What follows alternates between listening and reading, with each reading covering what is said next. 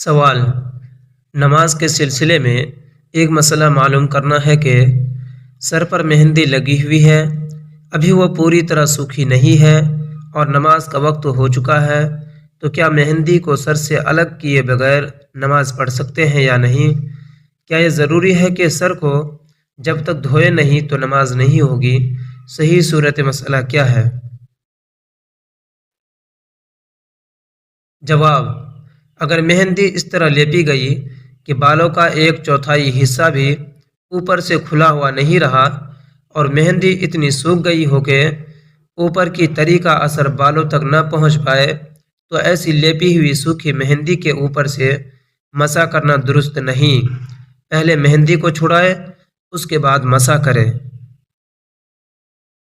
سوال: جس طرح گھنی داڑھی چہرے کی کھال کے حکم میں ہو جاتی ہے اور صرف داڑھی کو دھو لینا ہی کافی ہوتا ہے، کھال تک پانی پہنچانے کی ضرورت نہیں ہوتی، تو کیا اسی طرح ناخن پالش بھی اسی حکم میں ہو سکتی ہے؟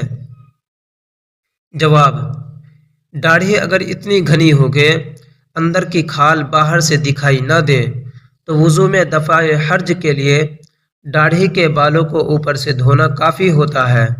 یہ ایک سہولت ہے جو احادیث شریفہ سے ثابت ہے، اور غسل میں یہ سہولت نہیں۔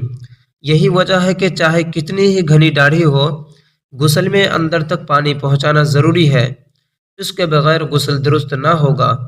لہٰذا ناخن پالش کو وضو اور غسل میں داڑھی کے سلسلے پر منطبق نہیں کیا جا سکتا۔ نیز یہ کہ داڑھی بڑھانا شرعاً محمود ہے، اس لیے اس میں تخفیف ہو سکتی ہے، اور ناخن پالش لگانا مانع غسل ہونے کی وجہ سے شرعاً ممنوع ہے، اس لیے اس میں تخفیف کے کوئی معنی نہیں ہے۔ سوال: اگر کوئی عورت لپسٹک لگا کر وضو کرتی ہے تو اس کا وضو ہو جائے گا یا نہیں؟ جواب: لپسٹک اگر تہہ دار ہے تو وہ کھال تک پانی کے پہنچنے سے مانع ہے، لہٰذا اس کو لگانے سے وضو درست نہیں ہوگا، اور اگر تہہ دار نہیں ہے، محض رنگ ہے، تو وہ وضو سے مانع نہیں۔ سوال: خضاب کے متعلق تحریر فرمائیں کہ اس کے استعمال سے غسل اور وضو میں کوئی کراہت ہے یا نہیں؟ آیا اس کے استعمال کے بعد غسل اور وضو ہوتا ہے یا نہیں؟ اس کا استعمال یا مہندی کا استعمال درست ہے یا نہیں؟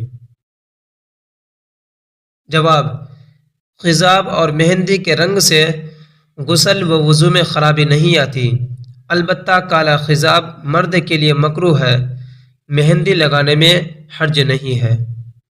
سوال: کچھ لوگ کہتے ہیں وضو کر کے چہرہ نہیں پوچھنا چاہیے کیونکہ وضو کے بعد چہرہ پر سے جتنا پانی جائے نماز پر گرتا ہے اتنے ہی گناہ معاف ہوتے ہیں، کیا یہ بات صحیح ہے؟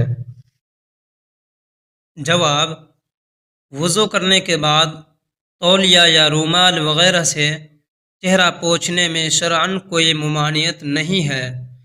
خود نبی کریم صلی اللہ علیہ وسلم سے بھی بعض مواقع پر پوچھنا ثابت ہے، اس لیے اس سے منع نہیں کیا جائے گا، تاہم یہ کوئی ضروری بھی نہیں ہے۔